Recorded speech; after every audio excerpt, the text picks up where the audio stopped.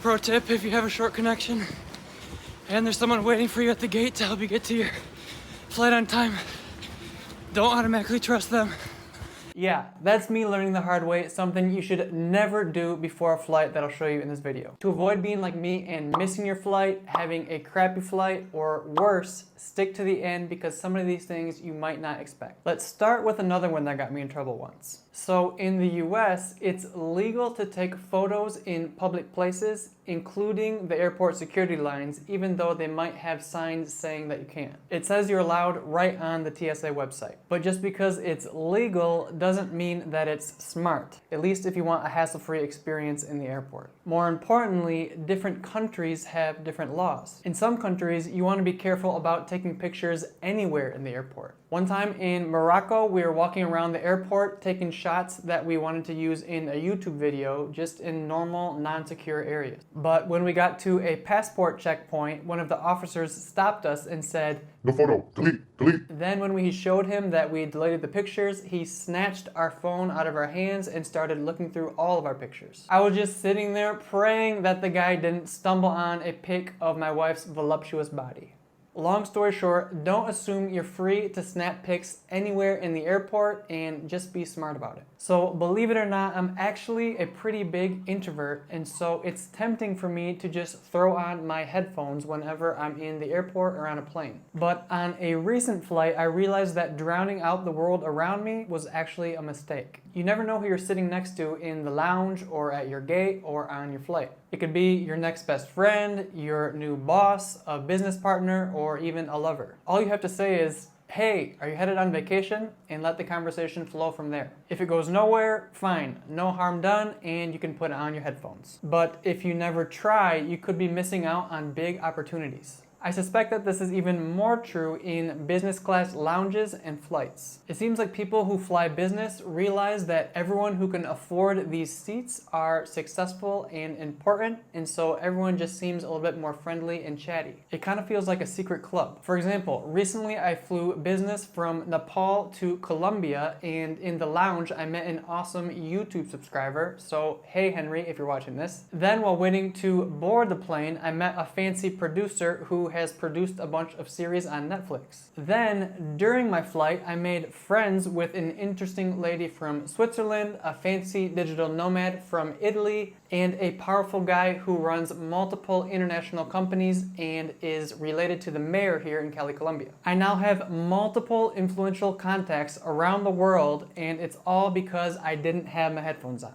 The kicker is, these rich and uber successful people don't realize that I pay practically nothing to be sitting up next to them. I have access to lounges and fly business practically for free because of the sign-up bonuses that I got from my favorite travel credit cards that I'll link to below. There's another reason why I highly recommend not using your headphones in the airport, and I'll get to that in a second. But first, I used to think I was smarter than everyone else by sitting in the seats at my gate and watching while everyone stood and waited in line for a half hour to board the plane. Then when the line died down, I'd stroll in all smug. That was until one flight when I realized there was no more room in the overhead bins for my carry-on luggage, which had a bunch of valuables in it that I didn't want to separate myself from. And after thinking about it more, I realized that it's actually probably good for you to stand before your flight. I mean, you're about to be sitting cramped in small seats on an airplane for hours, so now is your opportunity to move around and stretch your legs. The exception to this would be short flights where you're not going to be sitting long anyways, and there'll likely be space in the overhead bins because the people traveling probably aren't carrying much luggage. This next one's important.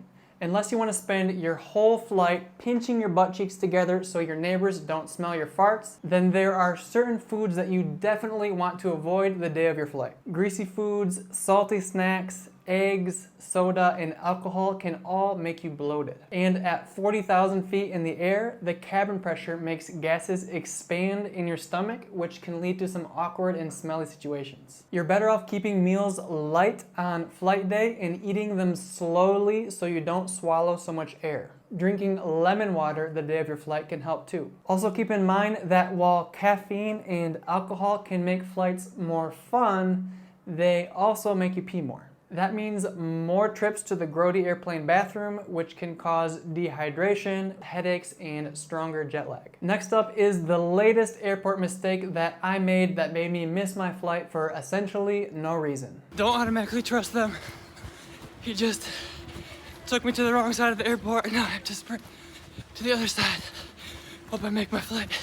Yeah, I didn't make it. In case you didn't catch that, a Turkish airline worker was waiting for me when I got off my flight to help me make my connecting flight because I had a short layover. If this ever happens to you, don't automatically trust the worker just because they work for the airline. Always, always, always check the screens with your own two eyes to confirm your gate number and confirm that the person helping you also knows your gate number. This Turkish employee walked me to the extreme opposite of the airport and then said, "Oops, my boss told me the wrong gate number. You might be able to make it back if you run." It seems like I'm always getting myself into these kind of shenanigans and learning things the hard way. But the good news is that means you don't have to learn the hard way, so make sure to subscribe if you like to learn useful travel tips based on real experiences. Anyway, the same goes for your boarding pass. Don't trust it. Your gate may have changed since the boarding pass was printed, and so make sure to always check the screens. This is also that second reason why I don't think wearing headphones in the airport is the best idea. You might miss important announcements. It would suck if they were blasting your name over the intercom for last call, but you didn't realize it because you were too busy jamming out to Britney Spears in the lounge. And speaking of lounges, don't get too distracted. Some don't have screens on the inside, so you won't realize if your flight status has changed. Also, some airports have weird layouts with security screenings in seemingly random places. I made the mistake recently of staying in the lounge until the last second and then having to scramble through in extra security that I wasn't expecting, all stressed out so I'd make it to my gate on time. So whenever you check into a lounge, just ask the attendant how far of a walk it is to your gate and if there's any extra security you need to be worried about. Okay, so I thought this next one would be obvious, but judging by the number of times I see people making this mistake in the airport, I'd be doing a disservice not to mention it. Recently, I was waiting near my gate and I couldn't help but cringe. I was watching a guy near me chasing around his rowdy kids with his arms full of stuff, super distracted. Then I glanced down and noticed that hanging out of his loosey-goosey pocket,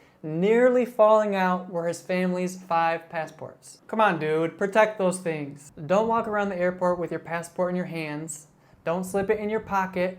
Protect that thing with your life. For me, that either means in my zipped pants pocket or my zipped fanny pack that's attached to me. My friend once got her passport stolen in the airport because she had it in her hand when someone asked her for help and she absent-mindedly set it on top of her suitcase for a split second. That someone she was trying to help was actually a thief in disguise and she snatched her passport without her even realizing it. Let's not get ahead of ourselves though, because I'll cover a weird thing you need to do to avoid scams in the airport in just a second. While you're sitting around waiting to board your flight, don't forget to look up how to get from the airport to your hotel once you arrive in your destination. Is there public transportation, specific rideshare areas, maybe a specific rideshare app that you need to download beforehand? Does your hotel offer a free or reasonably priced pickup? And how can you avoid taxis at all costs, which is where you're most likely to get scammed? Finally, if you're going to be arriving to a small airport at night, is there going to be any transportation options at all, or do you have to figure something out beforehand? One time, Diane and I flew 25 hours across the world to go visit my family in my hometown, and it's a small airport. We arrived at midnight completely exhausted and realized there was no taxis, no Ubers, nothing. We were literally stranded there and had to wait an hour for my mom to come pick us up in the middle of the night. And in some parts of the world, it's not even safe to leave the airport in the middle of the night to go find transportation. So it's always a good idea to have a plan before leaving. And if you're traveling abroad, you can use this same waiting time to make sure you set up your travel eSIM so that you have data on your phone the second that you arrive. Then you'll be able to easily access those rideshare apps or maps or whatever else you need to arrive to your hotel safe and sound. I tested a lot of different eSIMs in this video, and I'll link to the ones I personally use down below with some discounts. If you're traveling soon, you can buy one now and then just wait until you get to the airport to install it. The alternative is to just buy a physical SIM card once you arrive in your destination at the airport. But again, it's smart to use your time to do some quick research beforehand to make sure they actually sell SIM cards in the airport and that the kiosks are going to be open at the time that you arrive. While we're talking about phones, there are some things you definitely don't want to do with them when you're in the airport. The first and more obvious one is to never do sensitive transactions or logins on your phone while you're connected to public airport Wi-Fi. If you do, you're making yourself a target for hackers. Either use a data plan for your internet, or if you don't have a data plan, then you can use a VPN to protect yourself while connected to that public Wi-Fi. This goes for any public Wi-Fi, by the way, not just in the airport. I personally use Surfshark, and if you're not yet protecting yourself with a VPN, you can get 85% off and 2 months free using my link if you want. The second thing you want to avoid with your phone is using those public charging stations. Sometimes hackers will tamper with these USB ports, so malware loads onto your phone when you connect it. If that happens, they can steal your sensitive data, passwords, and a lot of other things that you don't want. This sounds crazy, but it's actually so prevalent that there's a name for it. It's called juice jacking. Most news stories focus on airports, but I assume that this could also happen in the planes themselves. There are 3 ways you can protect yourself. The first and most obvious is a power bank.